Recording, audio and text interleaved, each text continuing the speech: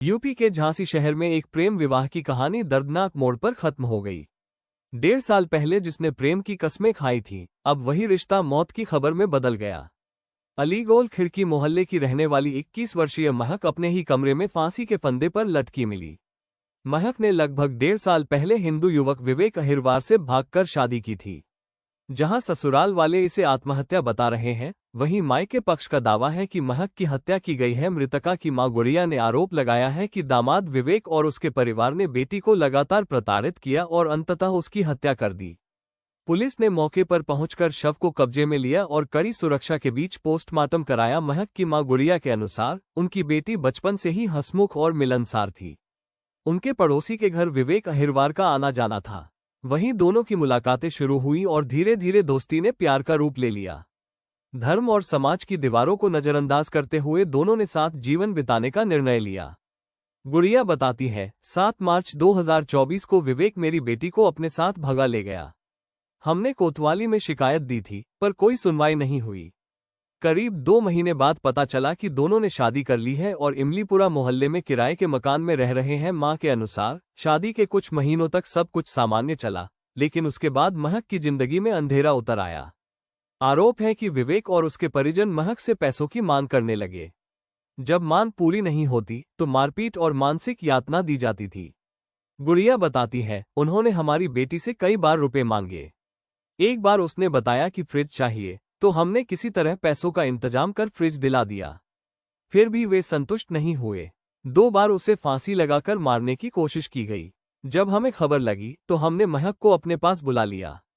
कई दिनों तक महक अपने मायके में रही। इस बीच विवेक और उसका परिवार बार बार माफी मांगने लगे। मां ने सोचा कि शायद अब सब ठीक हो जाएगा, बेटी का घर बस जाए, इसलिए उसे दोबारा ससुराल भेज दिया गया। महक की मां ने बताया कि 9 अक्टूबर को पूरा परिवार मजदूरी करने इंदौर गया था। रविवार को सूचना मिली कि महक ने फांसी लगा ली है। वे लोग तुरंत झांसी लौटे, लेकिन तब तक बहुत देर हो चुकी थी। गुड़िया का कहना है, जब तक हम पहुंचे, पुलिस पंचनामा भरकर पोस्टमार्टम भी करा चुकी थी। हमें बताया गया कि उसने आत्महत्या की है, पर हमें यकीन नहीं। मेरी बेटी को विवेक और उसके परिवार ने मिलकर मारा है। शव को रस्सी से बांधकर गाड़ी में ले जा रहे थे, तभी मेरे मुंह बोले भाई ने देखा और रोका। उन्होंने ही पुलिस को खबर दी। पोस्टमार्टम हाउस के बाहर मृतका की मां गुड़िया रोते हुए बार बार एक ही बात कहती रही, हमारी बेटी को मारा गया है।